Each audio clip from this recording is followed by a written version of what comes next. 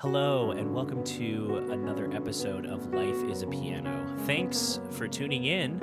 A quick note, sorry about missing a episode during the month of May. I was busy on different trips, and I was starting to do more shows that took up a lot of my time, so I did not have a scheduled guest in time. But I'm excited to chat today with Micah Bracken. Now, Micah Bracken is a keyboard player for Joe Hertler and the Rainbow Seekers, and we chat a bit about what gigging is like right now, touring, and other things related to different projects he's involved in. If you like today's episode and you want to contribute to these podcasting efforts, you can head on over to patreon.com/Dutcher Snedeker. There you can get access to exclusive merch, certain services, and the ability to get all of the podcast episodes early. Thanks again, and if you enjoy these types of conversations, feel free to share any of these episodes with friends who might like these types of conversations. You can also subscribe or follow, whatever social media platform you want to show some support. Just check out the links for more details. All right, let's get into today's episode with Micah Bracken.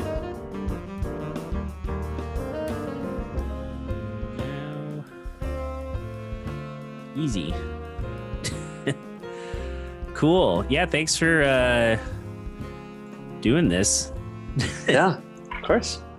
I know I asked you a while ago, but now we're here. Yeah, it's all good. We were on the road in April for a few weeks, and then I've been working a decent amount too, so works out. Nice. Yeah, how was the road? I heard some stories, or a couple from Caleb, just because I saw him briefly. Was it like emphasis on Wild West, or was it like a slightly less Wild West? Well, it was it was definitely more wild than here. Yep. In terms of just like general attitudes and restrictions and stuff. But in general, all the shows except for one were inside because one got rained out, so it got moved inside. Okay.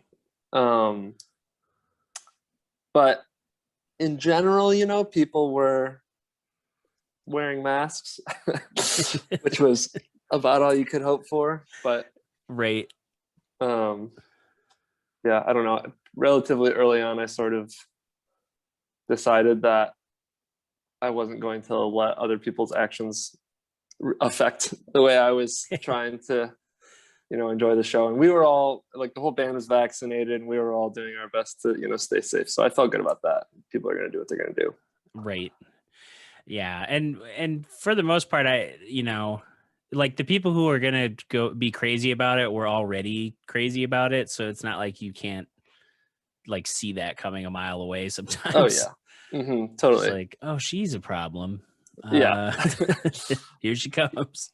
No, yeah, it was pretty easy to kind of stay away from people, honestly. Yeah. But yeah, all in all, it was great. It was like a ton of fun to be back out there and playing music and stuff. And most definitely people were very excited to see live music again. So yeah, I felt that Earth Radio just did that show with Desmond Jones on Friday, and that was outdoors along the river, and it felt like partly because of quarantine, but also because of the new social zones that are popping up around all these Michigan cities. There were just so many people. It's just all these people came out, and it was a good time. But it was also just kind of is those moments when you're mid set and you're like, oh yeah, this hasn't happened in months. Yeah. It's definitely going to be a process to acclimate back to being around people again. I don't think anybody should be expected to just be 100%. Oh, this is totally normal again. It's obviously going to take time. So yeah, I even feel that way. Certain places I go, where you feel for the employees, because it's this signs will be like, yeah, if you're vaccinated, you don't need a mask. And it's like, that doesn't guarantee that every non-masked person is vaccinated. So it's just like, yeah. I mean, at least, you know, I would assume that most of the like restaurant workers and stuff, and pretty much at this point, if you want to get vaccinated, you can, you know, so that at least makes me feel good about like, if someone who's an idiot and chooses to not be vaccinated, not wear a mask, the people who are vaccinated at least are still in good shape based on what we've heard. So yeah, it's definitely like all you can do. And I'm thinking too, like, just in terms of like how, you know, playing a couple different types of shows last week, and then I have a bunch of weddings this summer, so it's going to be seeing a lot of, you know, clusters of people all kind of some of them emerging back into, you know, like this is normal, and then some of them probably in the same vein as some of the weddings I did last year, where they were like, you know, private events, and they were just like, well, we have a lot of money, so COVID's not real. Yeah, 100%.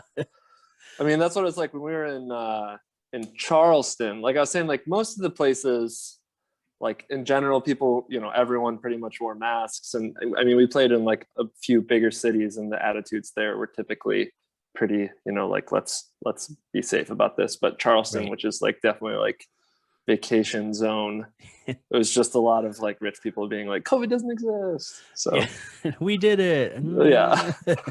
We have money. Yeah, sounds great. Yeah. I mean, yeah, the weather was great in Charleston, but you know, we it was definitely a bit of culture shock. Yeah, and I recently found out that the All Gas No Brakes guy has a new channel, channel 5. Channel 5, yeah. Yeah, and I just watched the Miami spring break one, and I was like, yeah, this is like another planet. It's just full of like the craziest people trying to just get wild. And I mean, like, I think he did one at in Marquette or something last summer. Yeah, I remember that. And it was just like also just like total chaos. And it's just like, oh, okay. Nobody gives a shit. Yeah. Yeah, it's just like going to the, you know, the places where it's just, you know, it is a hive mind of just like, we're all gonna go crazy. Yeah. Gonna go just, yeah, I don't know. I mean, I can't blame people now, I guess, even if it is like, you know, there is a threshold for me where I'm like, all right, I'm dipping. I don't need to. We're flipping cars over. I don't need to be around. Not something you necessarily want to be involved in. Yeah, it's like I don't have enough like cocaine in my system to like start thinking of doing that. Yeah. But yeah, how's you're off the road and you said you've just been doing work at home, like is it like I don't know, music or just whatever kind of work? Yeah, I have a couple different jobs that I do part-time when I'm at home, and well, I have one that I do now that I'm at home that's like I'm working in a brewery in their like production and canning line, and then I have another job, like a data entry job that I do all the time, like at home and on the road. So that's just like a few hours a day. So oh, nice. Yeah, it's super flexible. It's nice to have a flexible job and a job you can. I think of my friends who they're both adjunct professors for different colleges during the normal school year, and then when they get summers off, one of them will pick up online coursework, and then they do like tours of their tango classical guitar and flute duo stuff. Oh, nice. So it's like, oh, we get a working vacation. Yeah. / tour. Yeah, that's cool. It's a fun setup. But yeah, it's I don't know. It's gigs. They're coming back.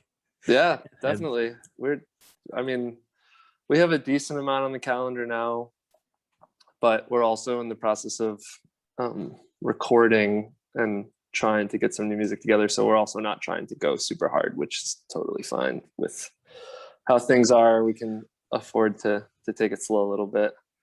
Right. And then like you just get to that point where you got new music, you've got the, you know, the stacked tour dates, and then you just hit the ground running, and everyone's fully, you know, at least, you know, outside, I guess, maybe not totally comfortable 100%, but more than this year. Yeah, definitely. I don't know exactly. We don't have any dates or anything for when things are going to be released, but we definitely will only be doing like weekend stuff until we release new music, and then before we even start talking about doing like a national tour or something. So right. Yeah, it's I feel like that's I don't know, like I've heard from everybody, you know, of all different booking abilities. Some people are like, yeah, I've got like 4 gigs a week until September, and you're like, how? And then other people are like, I'm playing 2 shows in July, and that's right. it. Yeah. I mean, I think the demand is obviously there. You know, there's a lot of people who want to see music, and there's a lot of places that are trying to do music, but there's also 1,000 musicians that want every gig. So there's a lot of competition for spots, I think. Yeah, there's a hope that people learned at least a little bit better asking prices over quarantine, so that it's not just a race to the bottom for every venue. But I don't know. It's been surprising. Like some of the gigs we've done recently, they've paid, you know, more than I expected, or like had better attendance than I expected. So that's hopefully a trend that won't, you know, I I don't want it to like fizzle out in like 2 years, like maybe 5 years, and then it evens out. Yeah. I mean, I think people are definitely, like I was saying, like all summer and all fall are going to be just looking to see live music whenever they possibly can. So there will be people at shows. Yeah, I was surprised how many people came out to. I just finished doing my residency at the listening room at Studio Park, and I mean that was such a no-brainer when I was asked, like, hey, do you want to play in this really nice space and there's a Steinway for you to use? Yeah. And you'll pay me? I don't just have to hang out there for free. Yeah. Wow. But it was cool seeing like just how many, you know, as the months went by, because I'd been doing it since February, and you know, Fridays and Saturdays, and just to see like the trend of like, okay, people are kind of just starting to get back out there. They're sort of comfortable. And then people got used to the routine of like, okay, I got to mask up, make a reservation, take your seat, you know, like here's how it works. And then now it's like, you know, the venue wants to, by the fall, transition back to how it normally is with a bunch of chairs instead of tables. I'm guessing that will increase capacity too. Yeah, I think they're only operating at like quarter capacity right now, because the way everything's spaced table wise, they can't fit any more tables. Right.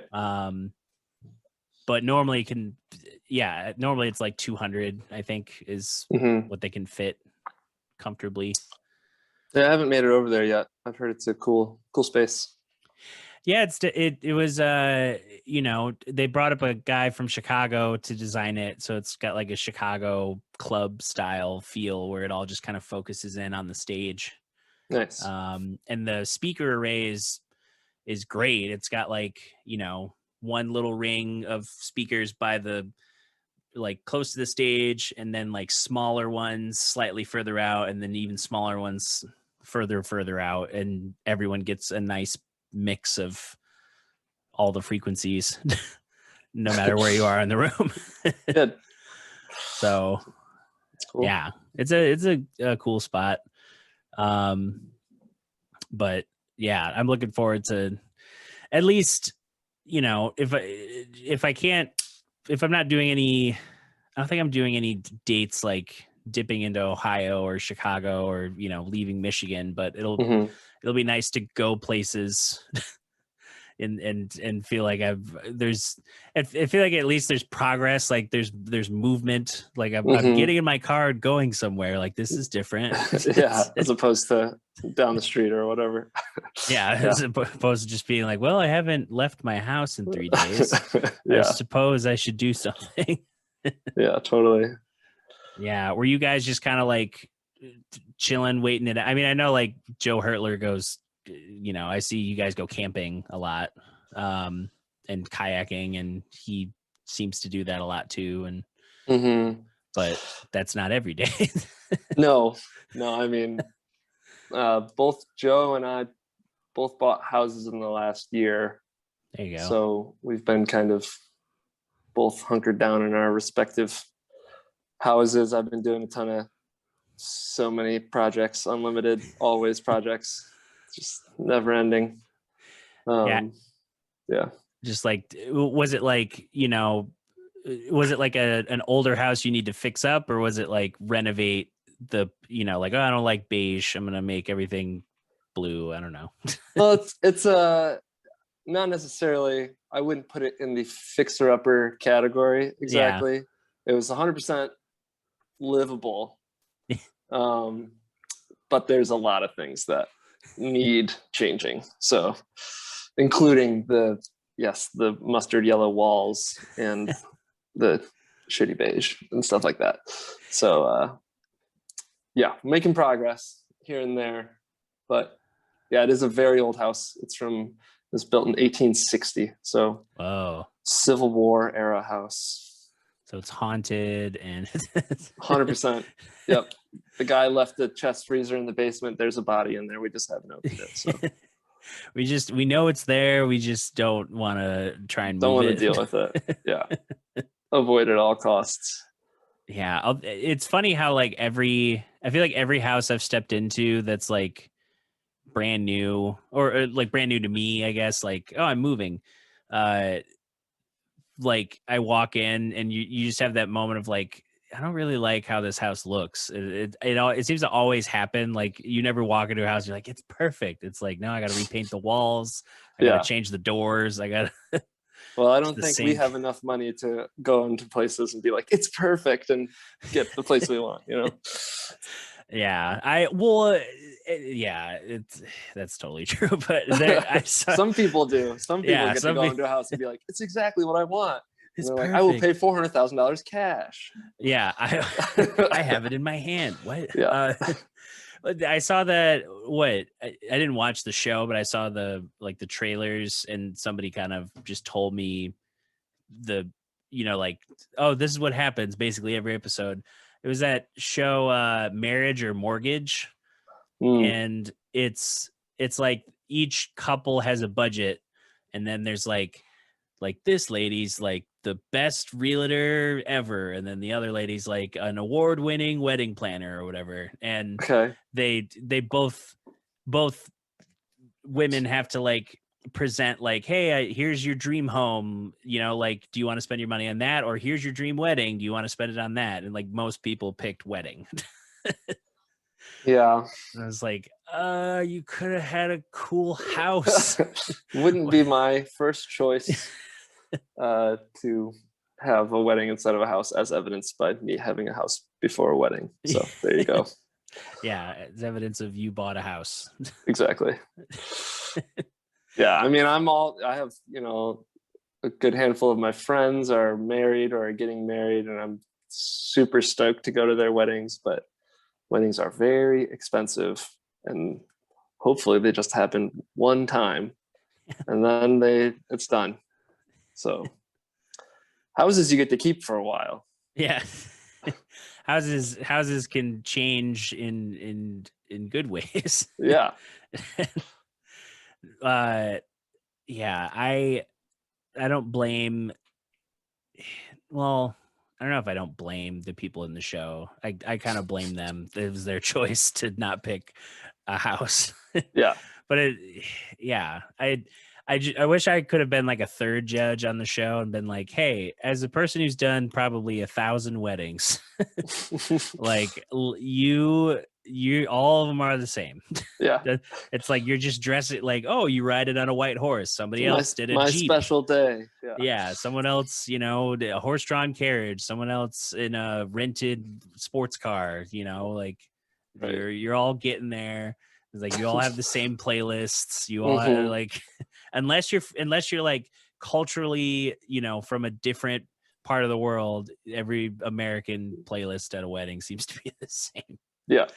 Motown and some pop songs. Yeah, Motown, pop songs, and then like I don't know, like get not low even after 10 p.m. Yeah, get low. Certain hip hop too. There was one wedding where I literally could have just left and kept playing, like early 2000s hip hop, and they would have been over the moon. They would have tipped us. Yeah, totally. But yeah, do you do? I mean, you have those multiple jobs. Do you do a lot of freelancing, or you're at the point now with how everything's set up? You're like, oh, I just focus on Hertler and maybe a side thing here and there. Yeah, I mean, in terms of gigging, pretty much just with the Rainbow Seekers, and then occasionally we have the Funk Parade, which is the Aaron-led side project thing, which does weddings as well as a couple gigs a year typically. Yeah, I think I worked one of them at Founders. Yeah, I was there. Yeah, I think so. Yeah, Rainbow Seekers also very occasionally do weddings, even though we don't like love to do them. Not because we have anything against weddings, but just like different vibe. Typically weddings want a cover band, and playing originals at a wedding can be strange. Even if like the bride and groom are like huge fans, it's just like, does everybody here really want to listen to this? So, I mean, we still do them, and we still, we do covers and stuff like that. But Funk Parade's definitely better set up for that, because it's almost entirely a cover band, and what our covers are. Well, I mean, cover band is very loose because we don't actually ever cover songs correctly. So it's more like here's the general idea of the song, and now we're going to do something kind of different. But right. Yeah. But yeah, I mean, other than that, I write a bunch of songs, and I've fronted bands in the past, and I definitely will release music someday. Yeah. Under some name, either on my own or with some friends, and kind of waiting to get a little more set up in my house before I dig into recording more stuff right now, because I have a little space behind me, a room that will be my office / recording studio, but we're about to rip the floorboards out and put in a new floor. So waiting to do that before I start thinking too hard about what my next move as a songwriter would be. So besides just playing guitar or keys or whatever. So yeah, well, and it makes sense to, in general, just to even see, like, as you're renovating the house, like, and thinking about recording, like, okay, I'll have my office, but is there like a room that'd be like, this room actually be cool to try drums in, or this one might be fun, or like we could stick something in the basement, or I don't know, like depending on the layout of the house. Yeah, the room I'm in right now we're also going to rip the floor out in here and put in a new floor. This will be the dining room, but my office is connected to it, and we've got like 10-foot ceilings, and I'm about to put in new hardwood floors, so it could definitely track some drums in here, get kind of like a bigger room sound. It's got nice natural reverb in here, so yeah, it definitely was on my mind, thinking about getting an upright at some point and throwing it against the wall back there. So all kinds of options. Yeah, that's one thing I always think about with a house, is like just what I'm able to like put in it. Yeah, like not get it too cluttered, but like it's like, oh, I could put like, I mean, right now I have my 73 Student Roads model, and just like a Baldwin spin it piano. And it's like, oh, I could, put those in one spot, and then I had, just set up my keys in another spot and synths and Totally. Yeah, I'm gonna have all my stuff set up in my office space. I've got the stands and everything ready to go. It's just got to rip the floor out first. So yeah. You're mainly do you use other gear other than, I mean, not that you really need a lot other than the Nord and the Prophet? Yeah, I mean, I have just a Alesis MIDI controller, and I in the last year got the DeepMind Behringer synth. Mainly got it just to have something. We occasionally do fly dates, and I can't bring the Nord and don't really want to bring the Dave Smith. Right. So just having something that's like, I can just kind of throw the DeepMind in a flight case and be like, it's like $400 or whatever. And it's insured and stuff, but it's just like, it's not, I would be very sad if the Dave Smith broke. But I really like the DeepMind, actually. It has a lot of cool things going on. But in general, the Nord and the Dave Smith gets done. So yeah. And the DeepMind, so you would just bring the one that would cover the spread for both keyboards, or is it? No, I'd have to rent a Nord. Oh, okay. Rent some backline. I've typically, what we used to do is, if we flew, I would just rent a synth and and a Nord if possible. And the nice thing was, if I could find a Electro 5, which is what I have, you can back up your whole library and upload it. So I could have all my sounds, because I use a lot of like sound switching within songs with the Rainbow Seekers, Yeah. And there's like some pretty cool features on the Electro 5 with like set lists and stuff like that, and being able to switch between different sounds in a single like song, just like with the click of a button. So that's really useful. Yeah. Is the Electro 5 the most recent one, or is there's a 6 now? Okay. They got rid of that feature. They have like some other like parallel feature, but it's not exactly the same. And also it means that I can't use my 5 library on a 6, because like they changed the way that the sounds are organized. So that is frustrating. Yeah. But yeah, like for instance, when we played Red Rocks a few years ago, we flew and we rented all the backline for that. And I had whatever, it was like a Moog Lil Fatty or something was the backline. Okay. And a Nord. And the Nord was fine, I just backed everything up. But the Lil Fatty, I was like, that was when I realized, I was like, I would rather just have my own synth where I have all the sounds I need and don't have to like fiddle with it. Because it was like, we picked it up and we were like driving around in the Sprinter, like trying to get all settled in and stuff. And I'm like, I have to like tune this thing, and it's like sitting out in the sun, and I'm like worried, like before we go on stage, like, is this thing gonna stay in tune when we start our set? Like I don't know, like I haven't really spent enough time using it to like know exactly how this all works. Like, is that something that's possible? So it totally worked, and it was just more anxiety on a day that I already had plenty. So yeah, you're just like, I just come on, like give me something. Just want it to work. I don't want to have to think about it at this point. So yeah, I've thought about too. I really like the stuff I have on the Dave Smith for the Rainbow Seeker sets, but I kind of want to make the DeepMind be my like touring synth, and then just leave the Dave Smith at home.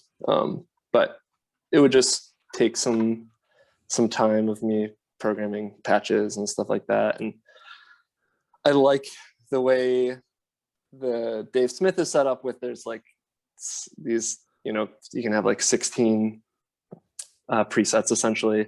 And then besides that, there's like multiple, there's like, you can actually have, maybe it's 32 and then 4 banks of 32 or 4 banks of 16 or something. So it's like second nature now. I know like when I'm switching sounds, like where I need to go and stuff like that.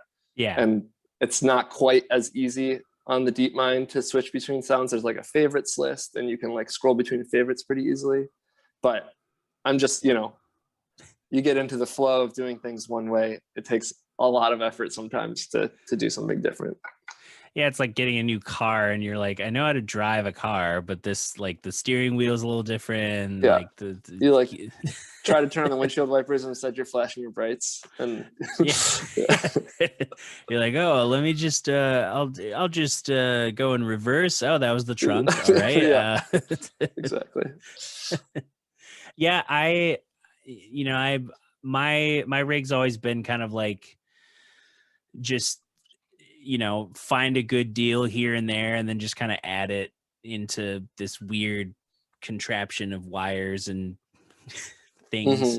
Because I've had the Yamaha CP33 since I've been in 9th grade, and yesterday I spent most of the day just like I took off all the keys, just cleaned it like thoroughly, and then re-lubed all the spots and put it all back on. It's like almost back to normal. Nice. There's a couple keys that I guess got chipped that I need to replace, but that almost, because of how like it table, it's like a table. I just kind of put like a small pedal board, the Key Largo from Radial, the little DI box mixer interface thing, and then the Microkorg XL. I can set it on top of the last chunk of available space, and then I just use like a MIDI cable to control both layers with my main board. And then if I add anything else, it's like I can throw a USB cable from the Yamaha to Keyscape or something, or Omnisphere. I played a little bit with Omnisphere, but and then I have a Moog Sub Fatty that I'll just bring for weird sounds and lead lines and yeah. That's a fun setup. Yeah, I've only ever gotten to play. Like I've played other, like, I've borrowed keyboards and it's like, okay, I get, similar sounds or something. I remember doing a split with this band out of Denver, Dandu. It's a like, I don't want to say prog jazz. It's like they do the what's jazzier than jazz? It's like fusion with like different, like a different Dilla beat approach in some of the aspects, and it's just playful and almost video gamey in spots. Okay. But Ben, the keyboard player for that group, he brought like a Korg MS-2000 and like a physical, or like what do you have, a Korg SV1, and then this little tiny like Yamaha, like I think it was a PSS keyboard, just one of those little tiny keyboards that he would just use for like, he'd put it through like a one of those like Line 6 DL4 pedals and just like make crazy textures bounce with arounds. Yeah, and I remember I just used that rig for the Earth Radio set, and it was fun just being like, oh, I got an overdrive, I got like an octave, like I was just playing around with all the different things he had. And and afterwards he was like, I don't think anyone's ever played my rig before. And I'm like, I can't remember the last time I didn't use my keyboard for a show. Like maybe for, like, oh, I go to this church and they have something already set up, I'll play it. But yeah, it was just I'm pretty particular at this point in terms of like, I really like having my specific setup. Right. It's like I'm a lot of I bring a lot of different textures. That's like my role in Rainbow Seekers, is to sort of provide a bunch of different textures at different times. So if I have a more limited palette, I feel like I'm not able to give the full experience, you know? Yeah. And you spend all the time designing, you know, this at least like what sounds you're using for what thing, and then the set list ordering, and Mm-hmm. yeah, there's just a lot of like things that you know will go right with your setup versus anyone else's. Yeah, totally. And I mean, like, yes, I can play the parts like on someone else's setup. And like we've played a couple of venues where they've had organs and stuff, and there's been situations where like I have my setup on one side and I get to like swing over and play a B3 for a second, and like that's fun. But yeah, in terms of like actual like full like synth and stuff, like I like to have my own rig. So yeah, a Nord is definitely on my list. It seems like I get close, and then you know, like my car breaks or something, and then yeah, it's like, well, maybe next year. But yeah, they're pricey. I mean, I used to play an SV1. Like back when I first joined the band, Joe had an SV1, and he like bought it with his tax return or something when he was like 19 or 20, of course. And so I didn't own a keyboard when I joined the band. And so I just started playing that. And then eventually decided I wanted something a little more versatile, and was able to get a sweet deal on the Nord. It was like this weird thing where this website was selling it, and they said they had like a floor model or like B stock or something. And I tried to buy it. They said it was unavailable, and then went on Amazon, and they still had one like in stock on Amazon or something. And so I got it at the B stock price. And then when I got it, it was like all the stickers and stuff were still on it. So I'm like wondering if maybe I actually got a brand new one at a B stock price. So it saved me like, it was like $500 or something. So it was sweet. Wow. Yeah. Yeah. Any savings on any gear like that, I'll take it. Yeah. Yeah. And the Dave Smith too was a floor model, because my brother's partner, she worked at Dave Smith. So okay. I got like a employee discount and got like $700 or $800 off. So wow. Yeah. I definitely take the discounts where I can get them, for sure. They're expensive pieces of plastic and wood and things. So yeah. And it's like, I don't know. I feel like guitarists and bassists, like they seem to just rotate through, you know, like, oh, try this guitar or this setup, and then they find the one that's like right for them, and it's like, oh, I spent, you know, $500 at like a store, and it was like used, and it turns out it's like, oh, it's actually a great instrument. And meanwhile, is like, to get, you know, you either have to like supplement as a keyboard player, you have to supplement, like, I have a cheap keyboard, so I need to like get a bunch of software, like other hardware, to get better sounds, or you're just waiting until you could drop, you know, $5,000 on a new keyboard that does a million things. Right. Yeah, it's being a keyboard player is not cheap necessarily. Yeah, I was surprised with Pink Sky. I want to know more about how they got their gear, because they had like, it's a husband and wife duo, and they do like ambient electronic type stuff. Not just like, you know, no tempo and just nebulous sounds. It's all like, it's like minimal though. Yeah, like it was them to like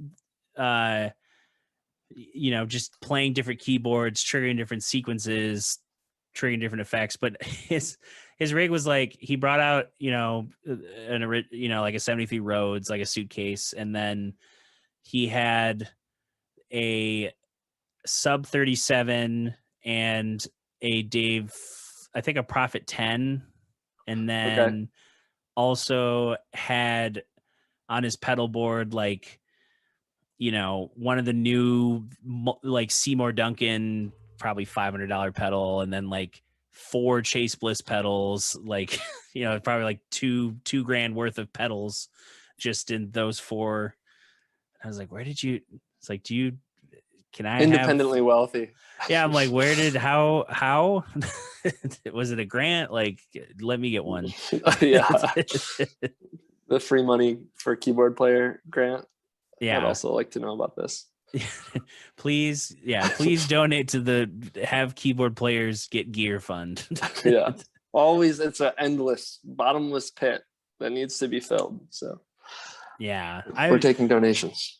Yeah. Well, and I was surprised seeing someone like, like Jordan Rudess from Dream Theater, his rig, he's the guy that, like, because he's been doing it for, well, the band's been together for 25 years. He's been in the public eye since he was in his teens, because he was a classical virtuoso that went to Juilliard, and then, was like, I need to just go to Berkeley too. We'll just check that off. So he went to Berkeley and met all those guys. But ever since then, like since the 90s, he's had different rigs for different like sessions and tours, and he has a studio space at his house where, like, the main room basically he just preserves all those setups basically. So he has, all those different tools, and then he has a smaller control room area where it's like, the meat and potatoes synths and keyboards. But he only really tours with like a workstation and like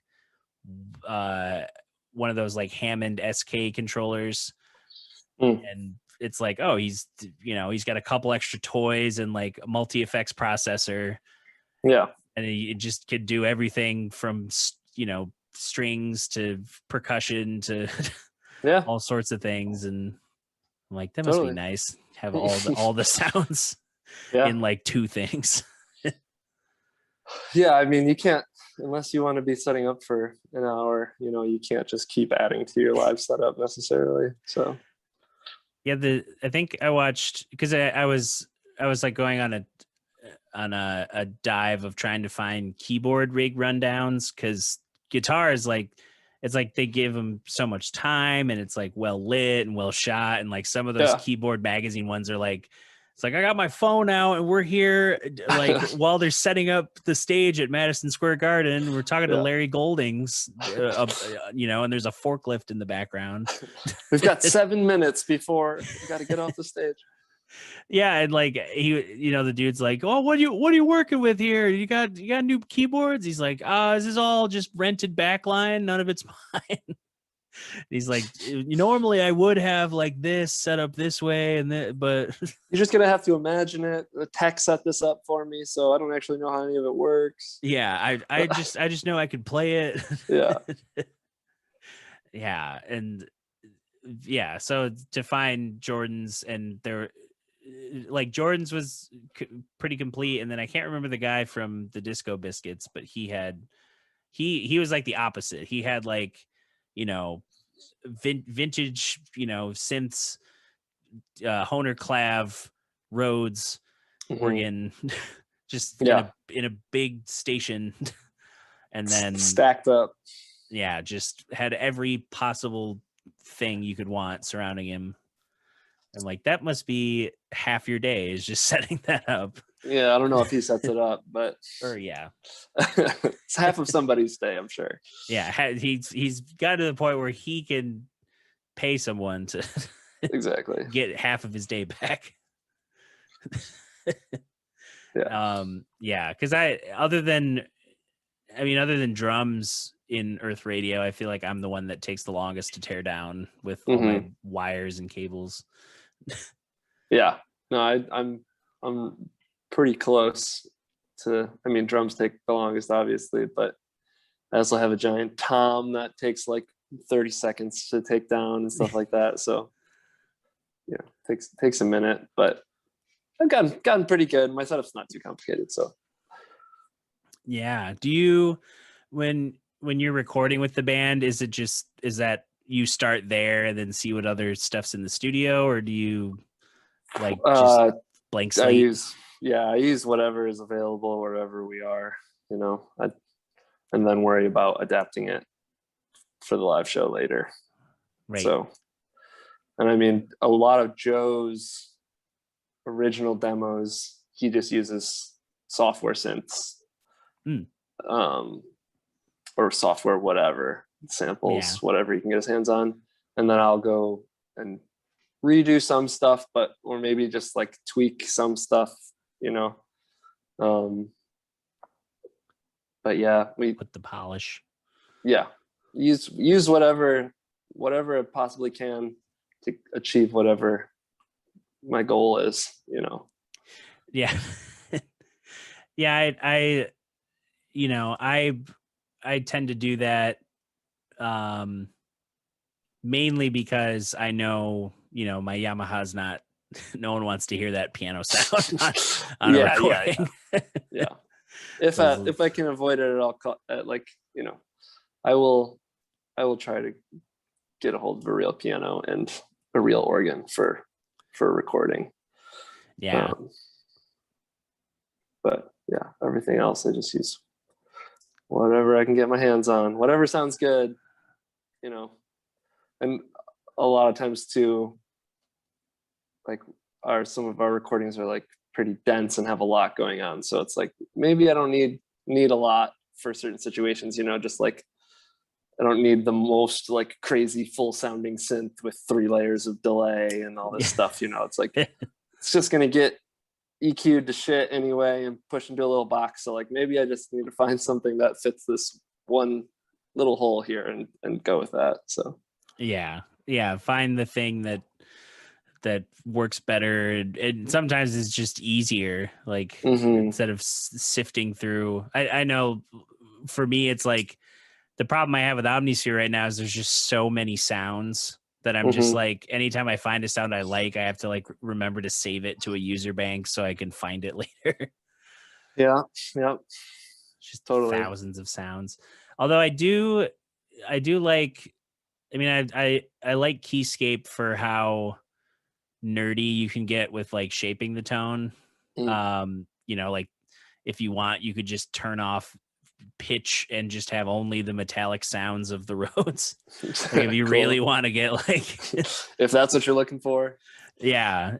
Or like was it IK Multimedia has the Hammond B3X software. Okay. And that's like, it's basically set up for a gigging organ player where like, out of the box, it has the Hammond, controller profiles mapped to all the draw bars and all the keys. And then like, if you're that kind of person, like a Jim Alfredson or something that like knows how to open up the hardware and like tweak things or fix things, like they have that simulated where like, oh, I could turn up the power, like going into the Leslie, or I could, change the Leslie to a guitar amp. I could change the, all sorts of, it has an effects pedal chain. It has just anything that has ever touched an organ is in that software. If you can dream it, they can do it. Yeah. And then they also have like, just a lot of helpful starting points. If you're like, like, oh yeah, I do want like a British invasion rock organ sound, or like, oh, I do want a, Jimmy Cobb jazz organ sound. And they're just like, oh, that one, that's a Jimmy Cobb. Yeah. It's easy enough. But yeah, I'm less, I've done the hardware software thing sometimes, but I haven't gotten as bold as like some people I've seen who like, they show up to a pickup gig with like an M audio controller and a computer. And I'm like, aren't you scared? Aren't you afraid? Yeah. I mean, more power to the people who do that, but I don't think that's for me personally. I'll do it if it's like, I know I have, like if I use my Yamaha and then I just don't use the native sounds and just use the software. And then if my computer explodes or something, I can turn the hardware sounds something on. to fall back onto. Yeah. But I can't imagine just being like, well, my computer exploded. No more sounds. I'm just going to be hitting this MIDI controller and nothing's happening, but just imagine. Yeah, just gonna have like the only backup I would have is like if I happened to have a because I have one of those the small was it the 25 key iRig IO keyboard Okay, because I randomly won it in an Instagram stream. nice. And I like the concept that it's like got a built-in interface so you can just bring a computer and then it'll run the audio back into the keyboard and out of the headphone or the mono jack or whatever. Yeah. But it also the kit comes with a cable that can connect to iPad. Right. So if my computer ever exploded, I have like some There's sounds some that kind of could, synthesizer. yeah, like random, like, you know, I don't know. There's like an old FM synthesis app that's like trying to be the DX7 or something, and like, oh, there's an old, like the Moog, the Moog app's actually not that bad. It's like actually from the company, so it's pretty well done. But I feel like I've heard about it and then haven't used it at all. Yeah, it's hard to like. I don't know. I want to get into like gear demoing so that I can build relationship with companies, but yeah, it's like for keyboards, just like who cares? Does it work? Yeah, Are you alive? Yeah. Do you want to buy it or no? That's the gist of it. Yeah, I see like Anderton's music store. They have like a pretty charismatic guy who does all their gear demoing, but I think the only one I watched was the demo of the Moog 1, just because I was so curious about like like a polyphonic Moog. Like, what is that? Mm-hmm. Like, I want one. Oh, it's $8,000. Never mind. I don't want one. Just you don't need a polyphonic Moog in your life. Yeah, that's the size of a piece of furniture. Nope. Although I do have space for it now.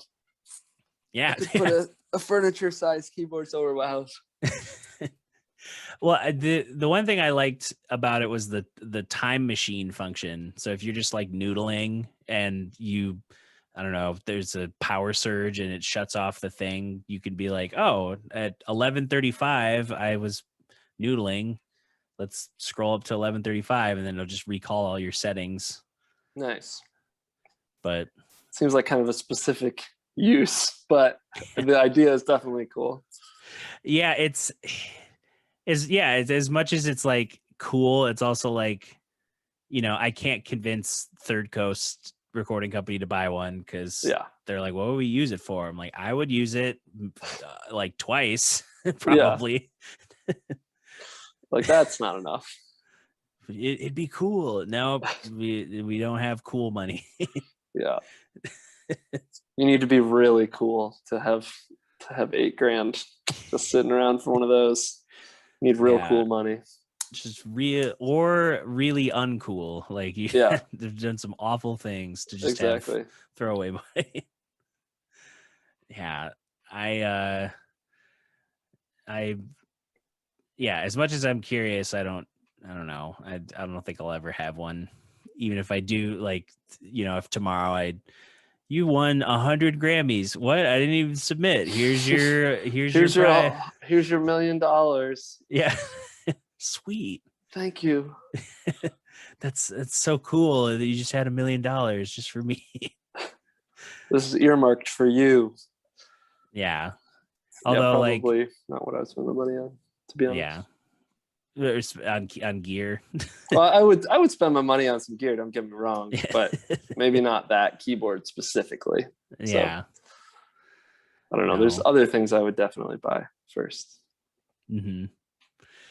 Yeah. I wish there was like, I look at one of the guitar players, the guy who mainly does a lot of the leads for Meshuggah, Frederick Thordendale. His studio is like, he bought 4 Ampete amp head and cab switchers.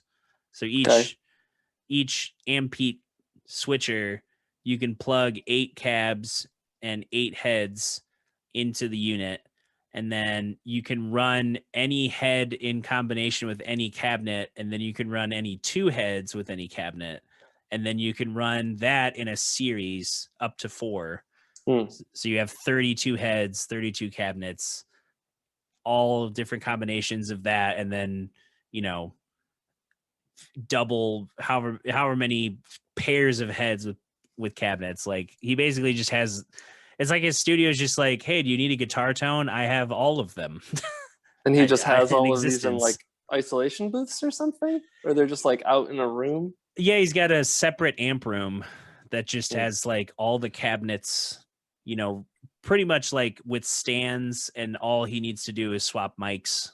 And it's, you know, it's like disgusting, like just the amount of like detail that you're like, how? Yeah. I want it. Yeah, it's a lot of options. Yeah, just a lot. So that would be me with, you know, I just fill a room with any type of keyboard I could any type of physical keyboard I could just get my hands on, vintage synths and electric pianos. I think that would make more they give you a broader palette of textures to use than 32 amps with amp heads and 32 cabinets, to be honest. I mean, maybe I'm biased as a keyboard player, but yeah, I just imagine like, well, it actually is funny that he's doing it that way, because so much of what modern metal is about is, you know, so many people just have these like computer rigs, and, you know, everything's downsizing. People aren't touring with giant amps. They're just, you know, they're bringing something just loud enough to put out good sound for it to get mic'd for the PA, or it's all direct. And yeah, or the amps are facing backstage or whatever. Yeah. You can't even hear it on stage anyway. Yeah.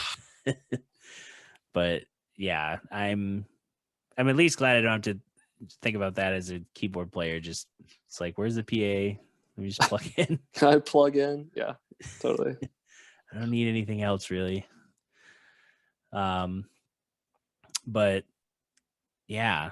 One thing I was thinking of, what was, because yeah, you mentioned different things you've done with keys. What was your background like? I didn't start till high school, or I've been taking private lessons since I could speak, or not quite, somewhere in between. I couldn't speak until high school, and that's when I started. Exactly. I was a mute until I was 14. No, I started taking lessons when I was about 8 or so. Okay, yeah, same. Through the music school at Central, which, because I grew up in Mount Pleasant. So I took lessons, you know, relatively seriously until I was about 13 or 14, and then stopped taking lessons when I got into high school. And I picked up guitar around that time too. And I still played keys, you know, for fun, and like a little bit in some high school bands and stuff like that. But yeah, didn't take lessons anymore, and started playing guitar a lot more through high school. And then when I graduated, started a band with some of my friends from high school, and people, you know, probably Ryan Heisler and Adam Marth. Oh yeah. We had a band. I didn't go to high school with Adam. He joined a little bit later in college, but and then, I mean, I was still playing keys a little bit on and off, but then Joe asked me to join the Rainbow Seekers in 2012, fall of 2012. And so then I started playing keys again. He like had heard from somebody that I played keys, and I was like, yeah, sure. Yeah, I know what that is. Keyboard. Yeah. But then, yeah, so I started playing a lot more keys. And yeah, I haven't taken any lessons since I was 13. But I mean, the amount of time that I put into it has gone way, way up from when I was like in high school or in college. I was hardly playing, so it's a very different world now for me and keyboards. So yeah. Well, that's, I mean, that's cool that you're almost like a decade into the Rainbow Seekers. Just about. Still looking for the rainbow. Yeah, we've never found it. No, the band, not an old joke. Yeah, nope. I've never heard that before. No one's ever even said the word rainbow to me before. Yeah. Yeah, actually, it's a real bummer because New Year's Eve 2020 would have been the 10-year anniversary of the band.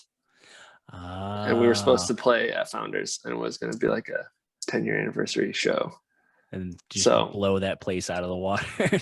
Yeah. And, obviously that didn't happen. So, but yeah, I've got I didn't join the band until, about almost 2 years, about a year and a half after it started, technically. Right.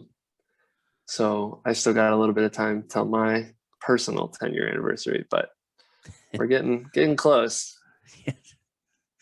Yeah. I mean, Earth Radios, we're in our 4th year, but I've been playing with Justin in different groups, the bass player, since 2013, I think 2013. And then, I knowing Madison from Western, prior to the band starting, but not that long actually before he joined the band, but even though the band's still new, it feels like, oh yeah, I've been with these guys forever. Totally. And, yeah, because I think the longest group I think I was in was probably, playing with Brad Fritcher, the jazz trumpet player, and then Hannah Rose, her group, the Gravestones, because that's where I first met Justin. But yeah, I'm trying to think of 10 years. Like, what have I? Well, yeah, I mean, only Joe and Ryan are in the band from that time period. So the early days. Aaron technically wasn't even in the band when I joined. He had played like a show with them before I joined, but he wasn't really, he was just kind of like every once in a while featured dude, and then didn't join more full-time until later. And he's not with us full-time now, but still is going to play with us. Right. But yeah, the other original bassist and original drummer, haven't been in the band for years and years now. So yeah, it feels kind of like a new group in some ways, honestly, especially with Caleb, just joining, and he's been great having around. So yeah, it's you're replacing, you're getting another tall person, but this one wears a shirt. Yeah, we'll see how long that lasts though. He's inching closer and closer every day to taking it off, I think. Yeah, I'm so curious because having gigged with him in so many groups where he's like, he always wants to dress super fresh or like clean suit, and now it's like, yeah, you could just be goofy and find your inner child again. Totally. Yeah, I mean, that is 100% something that we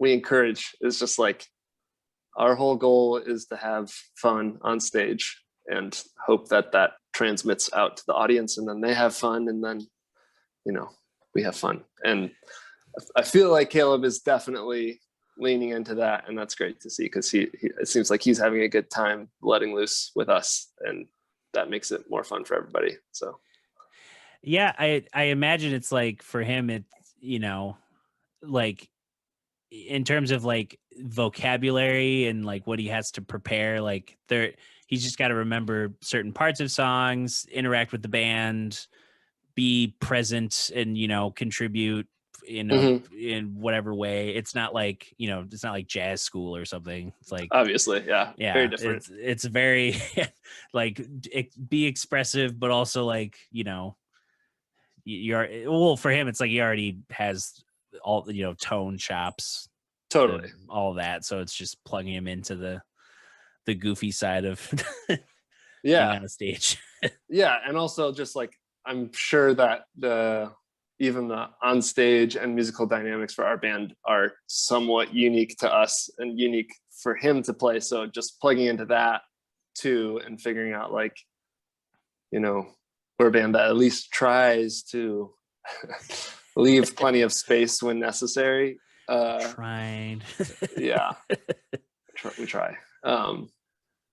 But yeah, just making sure that we're all on the same page there and that, songs have good flow and stuff like that, and he's picking up on that stuff no problem. So I'm interested, thinking of all the music you guys do, I'm interested in doing I don't know the name of the project because I have a song that's literally called Working Title because I never changed it from the draft. Who needs titles anyway? Yeah, I'll just call it. What Kendrick put out Untitled Unmastered, he didn't even finish it.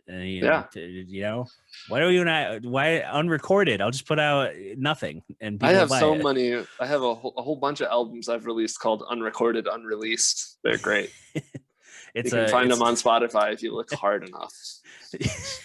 It comes in a 15-piece box set that you can buy late night television. Yeah.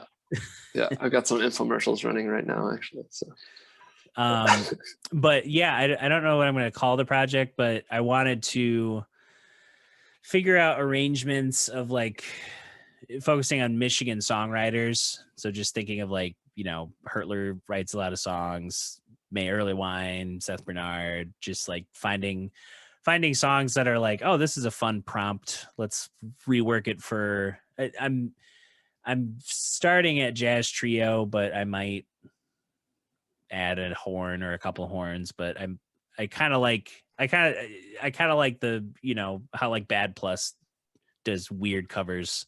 Totally. It's like, that kind of dynamic is a little easier to control versus, I don't know, having to rehearse a bunch of extra people, but that's also, still... I think it can give you some flexibility in the arrangement to just have 3 people. So and you can kind of give up on like, all right, I can't, it's like I don't want to overdub 10 tracks. I'm just gonna keep it this way and like quote certain parts of the song or so without trying to think of really like, how can I make this super complicated fun, like crazy arrangement? You can be like, let's just like touch on these elements and do our own thing with it or whatever. Because I even think of, I started transcribing Time After Time, the Bad Plus version, and like most of that song is just the fact that they, the backbeat is like 2 against 3, and then the chorus just like they speed up and stretch out parts of the melody, and like then when it they do that thing where they keep quoting the Time After Time thing, but it's in like different keys, and they interject some solo, and then it gets louder, and it's like that's still like, it sounds cool and hip, but it's also still very simple. Like, oh, I just take this, move it there, get louder. And there's still the touchstone, the touchstone for people to come back to of like, this is the thing, this is there, and now it's up here, and now it's down there, and but still recognizable. So if I don't know if there's any, well, I still gotta listen to the whole catalog. I've only heard your stuff listening. I think I've only heard the stuff listening live, and like I think I listened through the most recent album like once, but I never said I was a fan. That's Fair my enough. excuse. Okay. I mean, I am, but not as You clearly haven't as said you were. yeah, I haven't said before. And So now you're obligated to, since you said you are. So yeah, now is when my fandom starts. So the next time I chat, it'll be like I'll do a deep cut dive and then be like, I don't even remember what city that was recorded in. Yeah, I mean, the whole first record I wasn't even a part of, so I couldn't tell you. Yeah, all my questions are about that. So, wow, like you sound way different on this record. There's literally no keys. Like, yeah, I wasn't there. Can you tell me like that one passage? Like, how'd you do that? That's a guitar. And again, it wasn't me. It was 11 years ago in Joe's college basement. I have no idea. Yeah, who knows what was happening during any of that? Yeah. Yeah, but yeah, I'm excited to part of the prompt for the project was just like I wanted to expand kind of my piano vocabulary, you know, learning some other learning and arranging different songs, but then also, you know, having fun with like this other medium of, you know, just like how, you know, in college you do all those score studies and it's like you're just looking at like, oh, this is how sonata form is, or this is, you know, oh, you took the exposition of the beginning of this fugue and now it's in a different key, or, you know, you're just nerding out about like the pieces of the puzzle. So that'll be fun to just see what's up. I don't know if I'll do the I always have the one that's like the Yeah, it's like that's like the only song in the catalog that I wrote, actually. So oh, there you go. Yeah. You're like, this is gonna kill everyone. This lick. Yeah, I mean, that was my super genius, brilliant idea.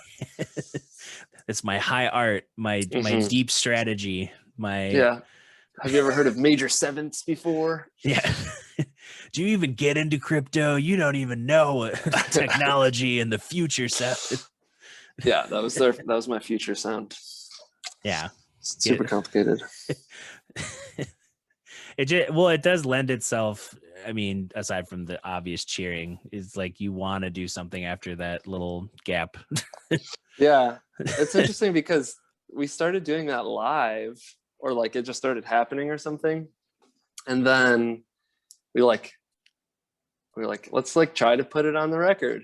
And we couldn't find a way to make it sound good. Like it just sounded really cheeseball to have like cheering or like anything. Yeah. So there was like all different things we tried and they all sounded bad. So it doesn't exist on the recording, but I'm kind of okay with that being just a live only thing, and people are aware of it and enjoy it. And if they're not, they figure it out pretty quick. So yeah, there's enough people doing it where they're like, they're like, I like to join in on fun things. I like to have fun. Well, it's like you guys had a Sweet Caroline moment, like how Sweet Caroline, when you ever played at a wedding or something, there's like everyone does the ba ba ba, and then the so good, and you're like, so that good. Yeah, like where is it? Is that from a movie? Like it's not in the song. Everyone just knows you're born with that knowledge. Yeah. It's funny, we played a show like at a college town. We were playing with this band, Flip Turn, who I think bunch of swimmers. What? Oh, bunch of swimmers. Oh yeah, Flip Turn. I don't know if I think they might be based in Florida or went to school in Florida or something, but and they're younger than us, and their crowd was like mostly college kids. Yeah. And we were playing it was just last year I think it was like beginning of 2020, right before COVID really kicked into high gear. But we were playing some song, one of our songs, and there's like kind of like a breakdown moment, and the whole crowd essentially did the hip hop, like hey, just like automatically. We're like, okay, we can handle this. Like this is no one's ever done this before, but like totally cool with an entire crowd spontaneously like throwing that into one of our songs. Definitely like brought up the hype.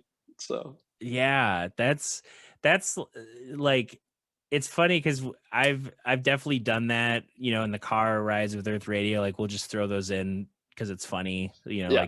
like throwing gang vocals on like, I don't know, like Melissa Etheridge or I don't know, some crazy opposite of that. Yeah. um, but yeah, that's something I see a little bit now with, or like now that people are kind of, figuring out Earth Radio's catalog. Um, there are definitely like, I'm trying to think of the little things I was noticing the last time we played of like, oh, I didn't know people were doing that with our song, but it's cool. Anybody is aware of this thing. Yeah. Yeah, I didn't think anyone was aware of it enough to like know the words, let alone Mm-hmm. like develop their own subculture. Yeah, totally. And then, yeah, but anytime you try to write for that, you're kind of like, I don't know if this works. Yeah, most of the time it doesn't. And we've tried, like we've done a couple things in the past maybe that are like, can't think of anything off the top of my head, but I'm sure we've done some sort of like crowd participation type thing. And I personally don't really love that because I'm not a big crowd participator myself, but Yeah. I understand a lot of people are. Right. And I've seen it work really well, and I've seen it fail spectacularly, so I think it all depends on how forced it is when you're trying to do like some sort of like, this is a crowd participation moment. And if it's too like stilted, it's not going to be a good time for anybody most of the time, I feel like. Yeah. Yeah. I guess the only close thing would be we do this song that Hannah wrote called You Don't Know, and it's like, very loud, kind of rock and roll almost type song, but we leave space in the middle for it used to be that Hannah would, she would say something and then she would have a moment of like she would just do this big loud scream and the band would just go crazy for a second, and then we'd do a hard cut to go back into the first part of the tune.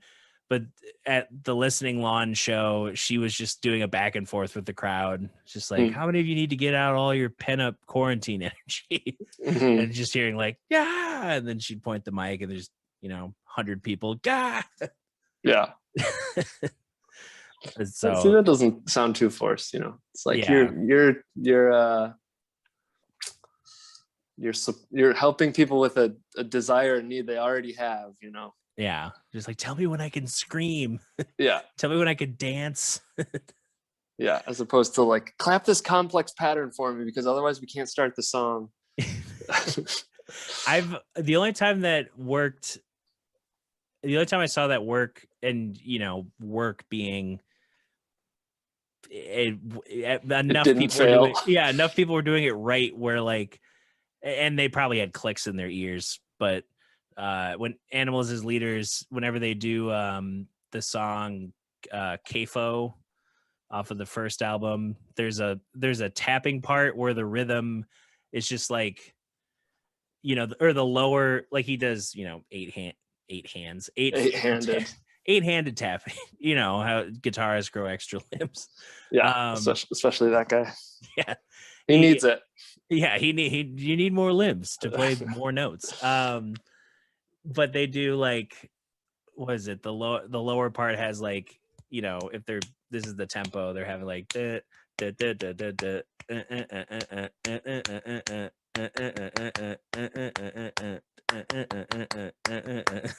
so not like you can't really like feel it. So some people are just like, yeah, just clap however you want. Yeah, just try. And I remember that one, and then there's this other band who they just had the audience clap in time, and the singer was like, okay, we're gonna play a game of can Jared mess up the rest of y'all with his drum solo? And he's taking the click and like shifting the beat and like playing with the time, and the whole time you're just like, looking around like, oh, it's just okay. It's me and like 10 other people. Yeah, everyone else has lost it. Yeah, it's like I went to school. I'm gonna keep climbing. I will not fail. Yeah, I can't fail in front of these strangers that don't know I went to music school. And nobody knows that you're doing it correctly, and they're not. Yeah, I can't lose. Band Lawrence that we like have toured with before, they have a song that they start with. It's like clapping essentially as fast as you can. It's just like,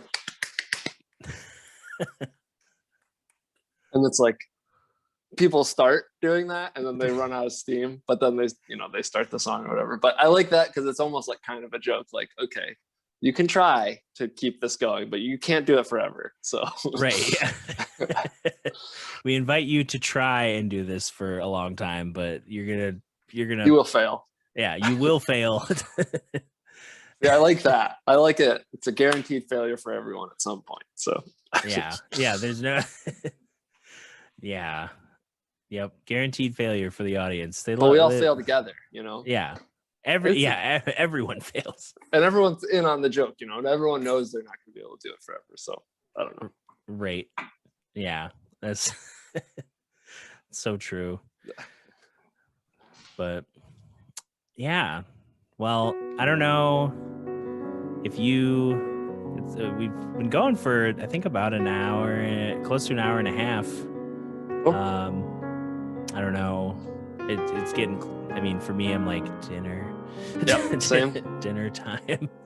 But yeah, this was fun time chatting. Yeah, for sure. Getting to know more than just like, oh, he's on stage. All right. So yeah, I guess, I'll put all, links and stuff in descriptions and all that, but it's joehertler.com is where you can find all the stuff. Yep, that's the spot. Joe Hertler. And do you want anyone to find you specifically or no?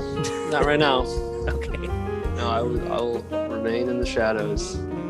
Here's the address to my new house. Here's the the best times to find me in the house. Yeah, I leave my front window open. If you can see me through my front window, come say hi.